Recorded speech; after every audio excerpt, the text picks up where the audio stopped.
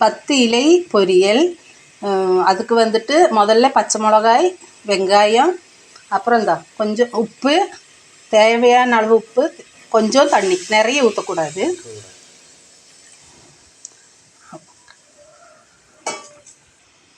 தேவையான அளவு உப்பு.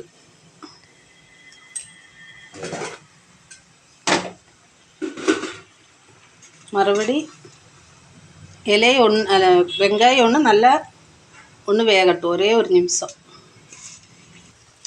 வெங்காயம், பச்சை மிளகாய், கொஞ்சம் தண்ணி, உப்பு ஊற்றி அது ஒரு அளவுக்கு ஒரு கொதி வந்தால் போதும். அதுக்கப்புறம் ஒவ்வொரு இலையாக போட்டுக்கலாம். 10 இலை தோரன், அது நான் அப்புறம் என்னென்ன இலைன்னு நான் சொல்லிக்கிறேன். அடுத்த வீடியோவில் நான் போட்டுக்கிறேன் என்னென்ன இலைன்னு. இது முன்னாடியே நான் அறுத்து வச்சுட்டேன், அரிஞ்சு வச்சுட்டு, அதனால இலையை காமிக்க முடியலை. இதெல்லாம் இப்படி முதல்ல வணக்கி விட்டுட்டு, ஒவ்வொரு இலைக்கும் ஒவ்வொரு வேவாக இருக்கும், அதனாலேயும் முதல்ல இதை போட்டு வணக்கி விட்டுருது. ஒவ்வொரு இலையோட வேவை பொறுத்து போட்டுருவேன். அடுத்தது போடுறேன்.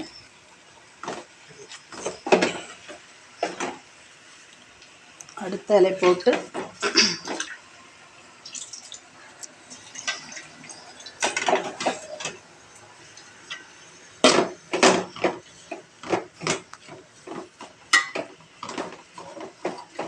எல்லாம் செட் ஆக்குறது.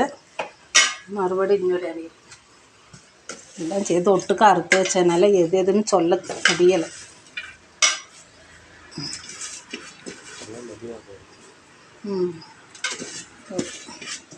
தண்ணி நிறைய ஊற்ற வேண்டியதில்லை, அளவாக ஒரு 1/2 டம்ளர் இல்லைன்னா 1 டம்ளர் ஊற்றி.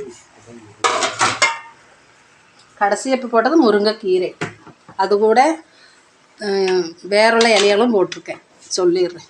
அப்புறம் அடுத்த வீடியோ போடும்போது எந்தெந்த இலைன்னு நான் சொல்லிடுறேன். மறுபடியும் எல்லாம் போட்டு மிக்ஸ் பண்ணி, உப்பு பற்றாக்குறையாக இருக்கும்.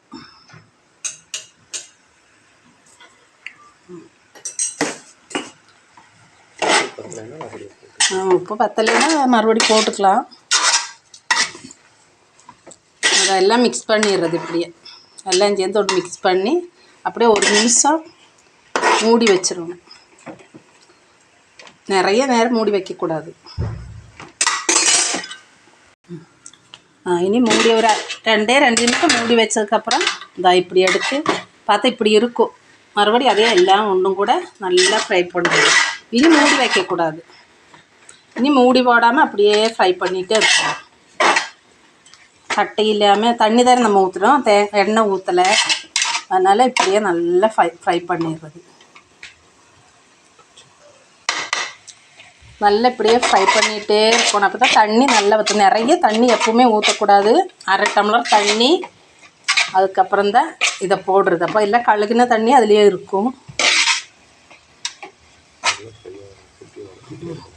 நல்லா தண்ணி வத்துற வரைக்கும், ஃப்ரை ஆகிற வரைக்கும் இப்படியே ஃப்ரை பண்ணி இது பண்ணிகிட்டே இருக்கணும், வதக்கிட்டே இருக்கணும்.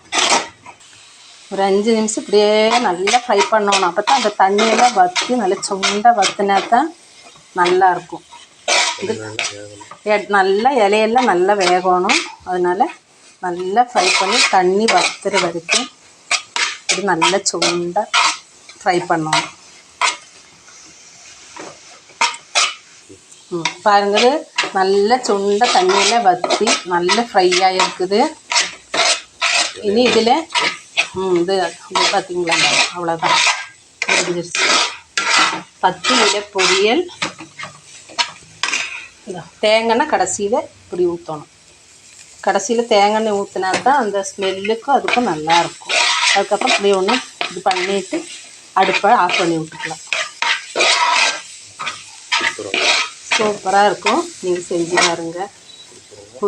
பிடிச்சிருந்தால் சப்ஸ்கிரைப் பண்ணுங்கள், பிடிச்சிருந்தால் ஷேர் பண்ணுங்கள்.